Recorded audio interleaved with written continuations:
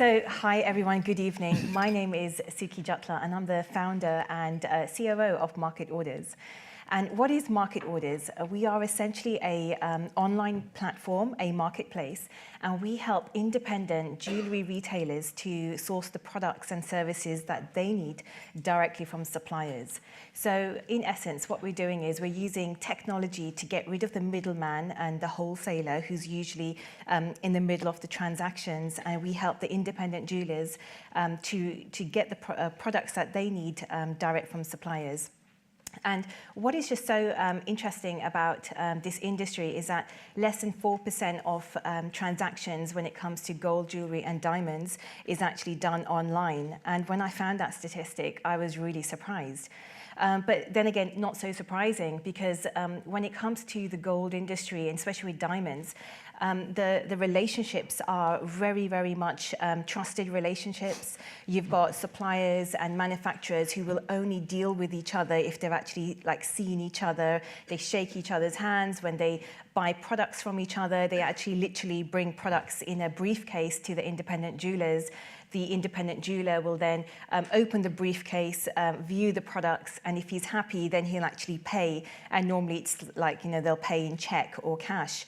So this is an industry that is run by archaic processes. It's very traditional and very, very offline. And so that is why that was sort of my journey into coming and creating MarketOrders. And actually, MarketOrders is my fifth business. So I know the theme of today is about digital disruption. But what I really want to share with the audience today is it's not just about the industry that you're disrupting or a product that you're disrupting. In most cases, you're disrupting yourself as an entrepreneur. And it's only then that you can actually look at the different ways that you can go in and change the viewpoint. Because as an entrepreneur, you do have to be, have a bit of a weirdness factor. So, as you've probably seen these guys, especially Pip, my fellow co-founder, partner in crime, we do have a little weird quirk. We see things that others don't see.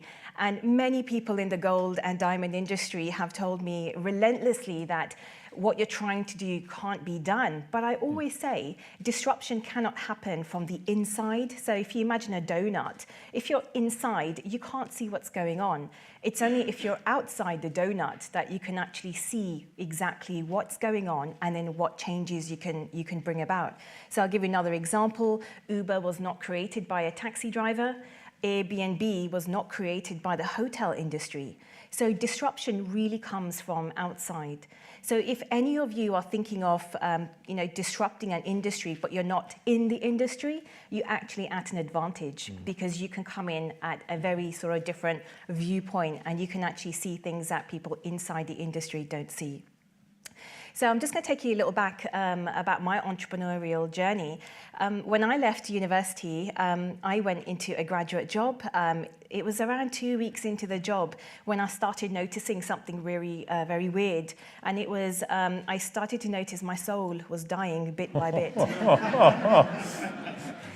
So 2 weeks into my corporate journey started a 9-year journey to essentially escape the cubicle.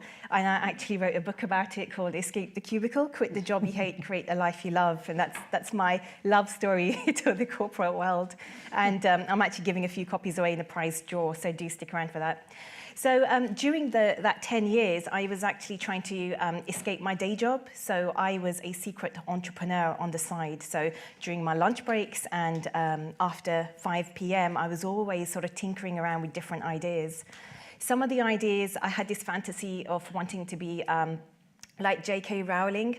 I wanted to be an author where I could just write books and sell millions of copies and no one would ever disturb me. The only problem with that was I got quite bored on my own and I really struggled with sitting down and writing, so I had to sort of can that. Then I went on and I decided, I wanted to help others find a job that they loved, so I retrained as a life coach, so I was constantly disrupting myself. The training was amazing. I enjoyed it. The problem started when I got my first client, and I just couldn't bear listening to them whining about how much they hated their job. So that career lasted one client, and then I had to move on.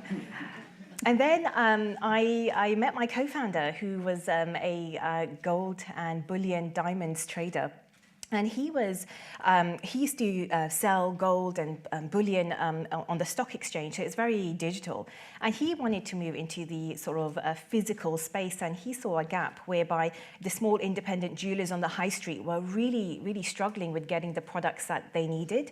And because everything was being done so offline, you cannot see what the prices should be for a product. And if you're being forced to buy from a wholesaler or a distributor, sometimes you just don't have any option but to buy from them.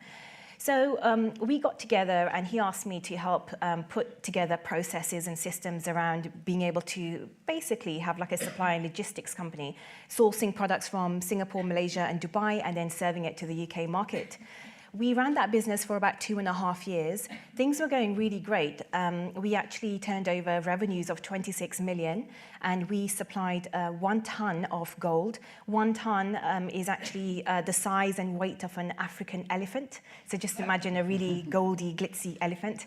And that's also the equivalent of 1 million grams of gold. And at that point in time, we actually secured a 5% UK market share. So we were actually serving UK independent jewelers and connecting them to suppliers around the world. And I think, during that time, many people say to me, why did you stop that business and start MarketOrders?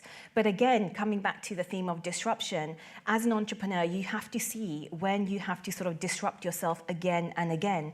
And we got to the stage in our business where we couldn't scale any further because we were operating in a very traditional and offline manner. And I was getting really frustrated with the scraps of paper my co-founder kept giving to me, because our independent jewelers would place their orders on pieces of paper, like they wouldn't even use email. That's how sort of archaic and old-fashioned the processes were. So, I went back very grudgingly. I went back into the corporate sort of training I had, and I just had to get an Excel spreadsheet and put all the orders in the spreadsheet. And that's when I noticed a pattern of different products being ordered and how I could actually aggregate them. So rather than sending orders to Singapore and Malaysia every other day, I said, my co-founder and I said, why don't we actually aggregate the orders on a weekly basis? Then we send the large aggregated order to the supplier. The supplier can then take the volume order, and he's able to give us a discount price. And then we're able to send those discount price savings back onto the independent jewelers.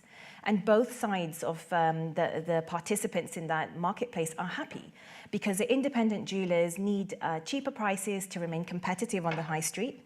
And they also need a variety of designs to entice people into their stores. And on the other side, the suppliers are happy because they've got excess capacity.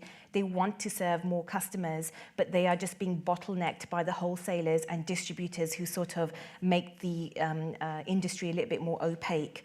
So what we're doing at MarketOrders is bringing a more transparent supply chain to gold and diamond jewelry moving across the world. We've just recently started to move into blockchain technology as well. Last November, the Financial Times and Google named MarketOrders as one of a top 100 digital pioneer. So although we're one of the youngest companies on the stage at the moment, we are really pushing boundaries and just constantly disrupting ourselves and the business all the time. So that's my journey to date. MarketOrders, I say it's the phoenix that arose from the ashes of all the previous experiences I had. And one of the key mantras I really live by is a quote by Winston Churchill, who says that success is defined as going from one failure to the next without any loss of enthusiasm. And so just as Philip was saying, being an entrepreneur, it's not really about the skills. I used to think it was about the skills, but I think now it's more about the resilient mindset and just being open to being disrupted and just being very agile and adaptive. So that's my journey, and thanks so much.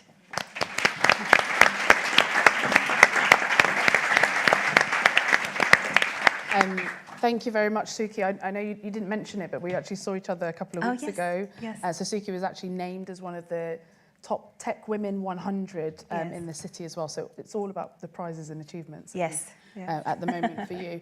So I wanted to ask you, you talked about a lot of failures, a lot of things that have gone wrong, a lot of different businesses that you've tried, and MarketOrders is going really well at the moment. Yes. But what is it that actually gets you up in the morning every morning? What drives you? Why are you continuously, Sure.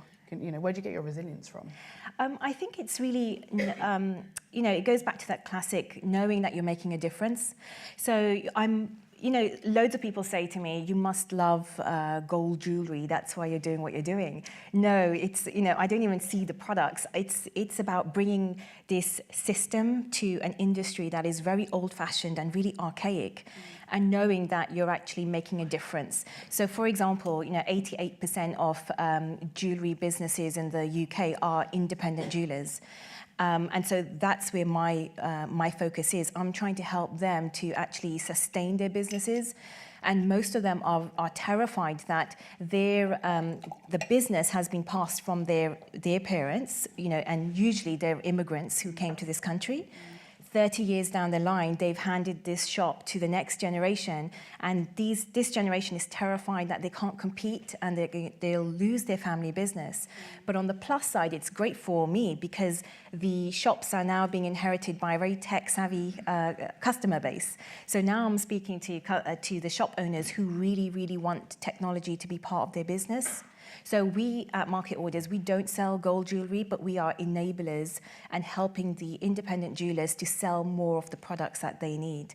And so knowing that I'm making a difference, knowing that I'm making strides and making a big contribution to the world of technology, and especially being a woman in technology, and when you win these awards, you become a role model for other women. And when I was in the corporate world, I used to look for inspiring role models, and Pip is actually one of my role models. I met her about a year ago, and she's just a wonderful human being and an amazing entrepreneur as well. And so that's really what drives me and inspires me as well.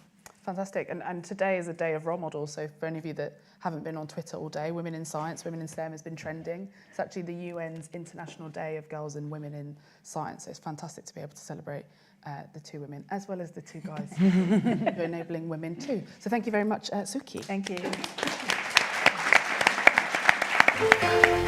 you.